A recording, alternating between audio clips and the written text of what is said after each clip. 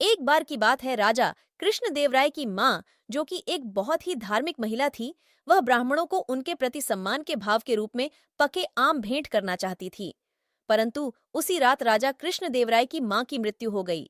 राजा अपनी माँ की मृत्यु से बहुत दुखी थे। वह उनकी आखिरी इच्छा पूरी करना चाहते थे।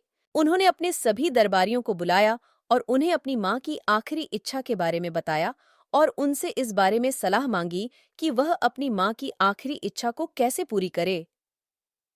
ब्राह्मणों ने सुझाव दिया कि उनकी माँ की आत्मा की शांति के लिए आमों का दान करना चाहिए। तब राजा कृष्णदेवराय ने कहा कि अभी तो आमों का सीजन तो है नहीं, तो आम कहाँ से आए गए।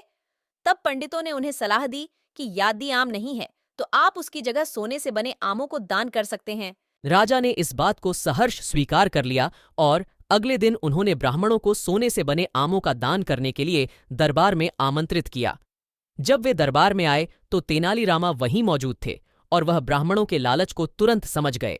तेनालीरामन अंदर गए और उन्होंने लालची ब्राह्मणों को सबक सिखाने के लिए अगले दिन अपने घर बुलाया और कहा वह भी अपनी माँ की इच्छा पूरी करना चाहता है।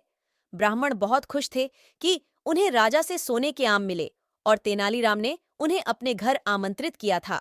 ब्राह्मणों ने सोचा कि तेनालीराम भी उन्हें दान देना चाहते हैं, अपनी माँ की इच्छा पूरी करने के लिए। जब ब्राह्मण तेनालीराम के घर पहुंचे तो तेनालीराम ने उनका खूब स्वागत किया और उन्हें बैठने को कहा। तभी उन्होंने देखा कि तेनालीराम लोहे की पट्टी गर्म कर रहा है। ये देखकर ब्राह्मण डर गए और इससे ब्राह्मणों में हड़कंप मच गया। तब तेनालीराम ने उन्हें बताया कि उसकी माँ गठिया रोग से मर गई थी और वह चाहती थी कि उनके पैर गर्म लोहे की पट्टी से जलाए जाए ताकि दर्द कम हो जाए।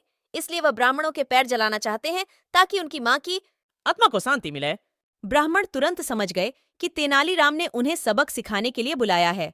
उन्होंने जल्दी से सुनहरे आम तेनालीराम को लौटा दिए और वहां से भाग गए। तेनालीराम ने सारे सोने के आम राजा को दे दिए और बताया कि ब्राह्मणों ने उन्हें कैसे मूर्ख बनाया। इस कहानी से हमें यह शिक्षा मिलती है कि किसी को लालच नहीं करना चाहिए और जो कुछ भी हमारे पास है या हमारी मेहनत से हमें मिलता है, उसमें खुश रहना चाहिए है।